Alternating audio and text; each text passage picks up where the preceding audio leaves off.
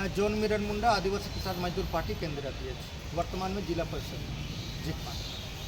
जी आज क्या हुआ? देखिए, चाईबासा विधानसभा 52 के अंतर्गत हमने नॉमिनेशन फाइल किया था और इस नॉमिनेशन में मेरा जो है उसको रद्द कर दिया गया है। रद्द का कारण बताया गया है कि आपको हाईकोर्ट ने 2 साल का सज़ा को जो है दोषी पाया है, आप इससे छूट आपको नहीं मिलता है, इसलिए आपका नॉमिनेशन को रद्द किया जाता है।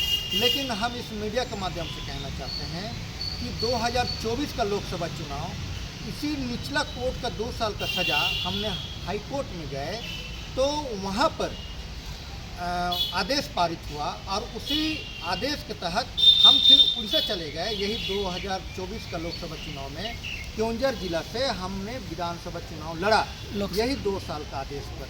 जब एक संविधान, एक कानून के तहत उड़ीसा भी आता है, झारखंड भी आता है, जब हम वहाँ से चुनाव लड़ सकते हैं उसी आदेश पर, और जब झारखंड में विधानसभा चुनाव लड़ते हैं तो उसी आदेश को नहीं माना जाता है और उसी के ग्राउंड में हमको चुनाव लड़ने नहीं दिया जाता है।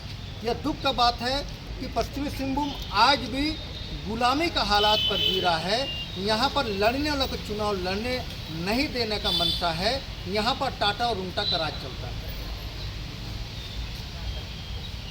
हम इस मीडिया के माध्यम से यह भी कहना चाहते हैं, यहाँ पर हमने शुरू से टाटा रुंगटा एसीसी से यहाँ का भूख और गरीबी के सवाल पर आवाज़ उठाया है, जिसका नतीजा है कि हमको 11 बार झूठा केस में जेल जाना पड़ा, जिसका नतीजा है कि मेरा ऊपर 4 बार सीसीए लगाया गया, हमको 2 बार ताड़ी पार किया गया, 1 बार जेल में 1 साल रखा गया। मतलब हम मजदूर का आवाज़ उठा रहे हैं तो इतना बड़ा अपराधी हो गए।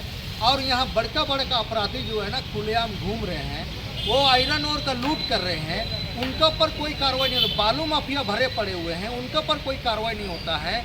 लेकिन हम रुंगटा से विरुद्ध, जब चलियामा में प्लांट है, एसीसी का प्लांट है, ये नौमुंडी माइंस में टाटा कंपनी का प्लांट है, हम मजदूरों का हक का बात करते हैं तो आज हम बड़का अपराधी हो गए। हम यह भी कहना चाहते हैं मीडिया से कि इसी जिला में माओवादी का आतंक है, इसी जिला में उग्रवादी जो है फल फूल रहे हैं और उनको सरेंडर किया जाता है मुख्य धारा पर लाने के लिए। उनको बोला जाता है कि आप विकास के रास्ते पर आइए।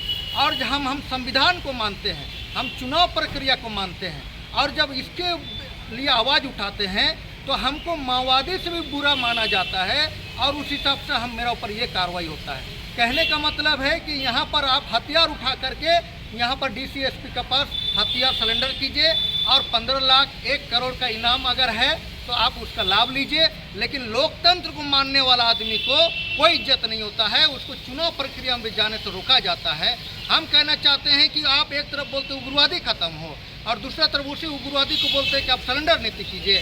लेकिन गांव-गांव में पीने का पानी नहीं है, गांव-गांव में रोड नहीं है, लोग बिजली के लिए परेशान है, पलायन हो रहा है, माइंस फैक्ट्री में मजदूरी लूट हो रहा है, रोड बन रहा है, टूट रहा है। अगर इस बात को हम उजागर करते हैं तो ये प्रशासन के लिए हम बहुत बड़ा अपराधी हो गए। ये दुर्भाग्य है, आज़ादी का 78 साल में इस तरह का तानाशाही प्रशासन का ये दुर्भाग्य है और इसको हम लोग हाईकोर्ट में चैलेंज करें।